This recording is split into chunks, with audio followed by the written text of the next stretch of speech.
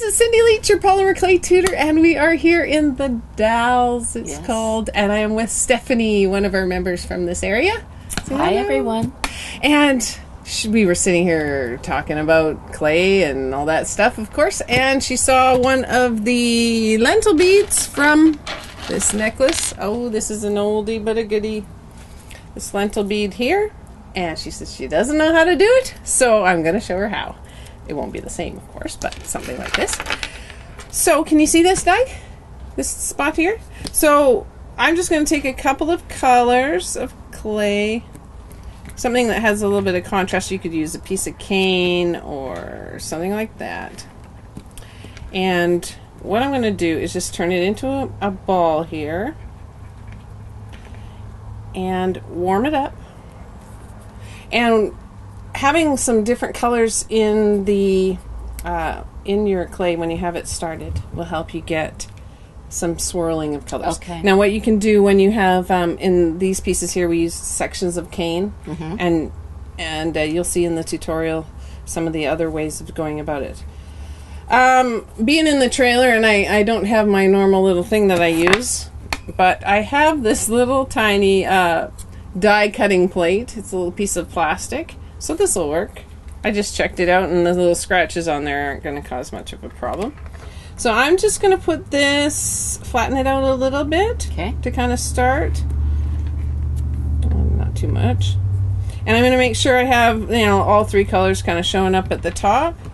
And I'm going to put my fingers on so that they're sticking down.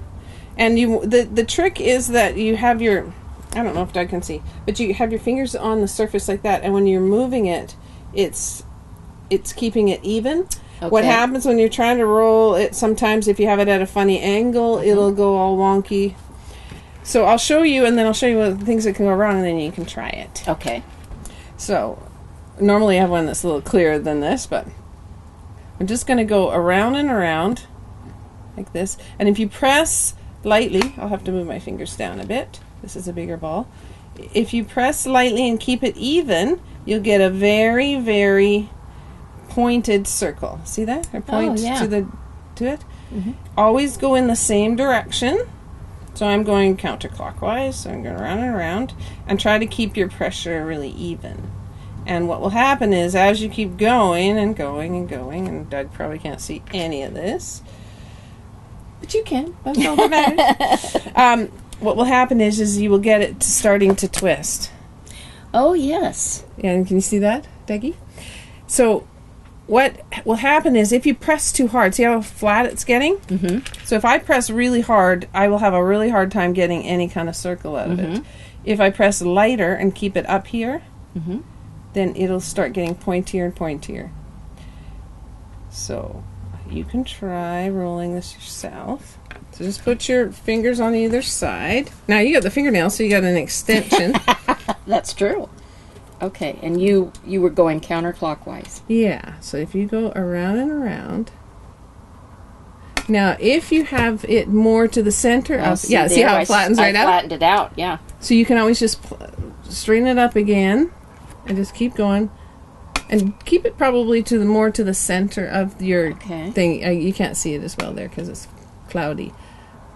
I'm probably pressing too hard, huh? No, see how it's starting to come to a bicone?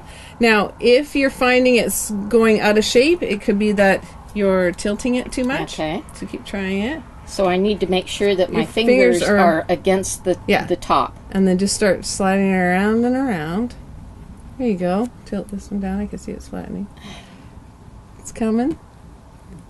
Now, this clay, I would have expected it to be a little bit softer because it's warm in here. But it's starting to come. So keep going. So, okay, I think before I must have been pressing too hard. Yeah. So just keep going. And you can go, if the circle's big, you end up with sort of a wider... Oh, looky there. Yeah, and you end up with... There. And it starts turning into kind of a real bicone. Yeah. And the tighter the circle is that you keep in, the more flattened out it is. You keep it more flat.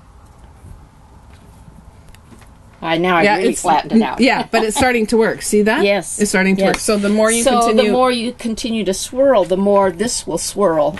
Right. Into that swirl. So in this case, I had a cane that had quite a bit of lines and stuff in it, so it really shows when it starts twisting towards the center.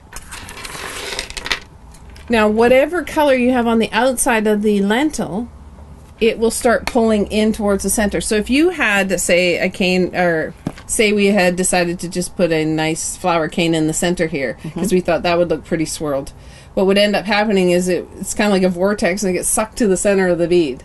Okay. So if you want something to start working its way in, you have to actually stick it to the outside. Oh. And the outside starts drawing it in. That's really interesting. Cool. So keep going.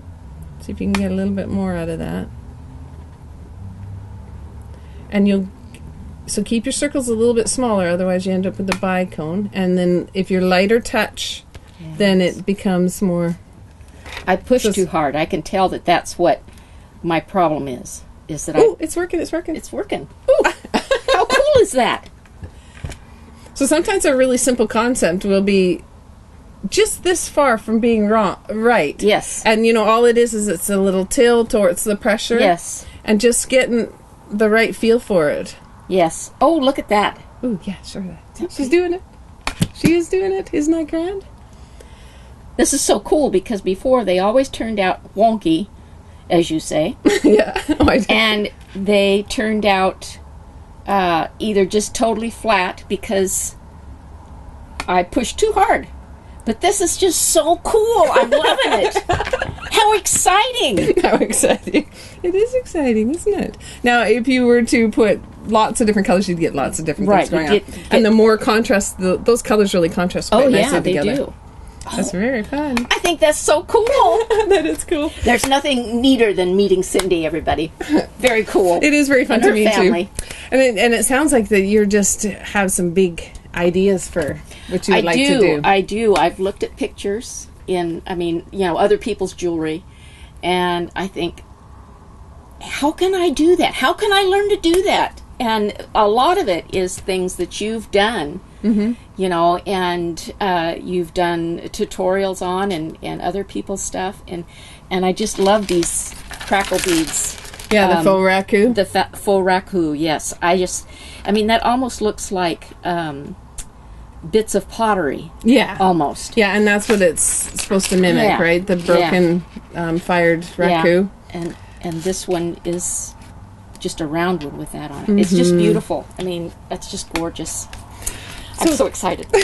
That has been one of the really neat things for all of us, like the whole family here, going on the road and getting to meet people like you, and everyone's got their own personality and their own things that make them excited about polymer clay, and it's just been so much fun. So I guess we better go. It's starting to get pretty warm in here. The dolls. It's hot. It's like the desert here. Yes. The wind blows up through the valley. We'll have to put some pictures. Will has been snapping like crazy from the car, so we'll put those up too. It's a beautiful place. Thank you. So it's nice meeting you today. It's nice to meet you, and thank you for inviting me to meet you. No problem. Well, we'll see you next time. Bye for now. Bye.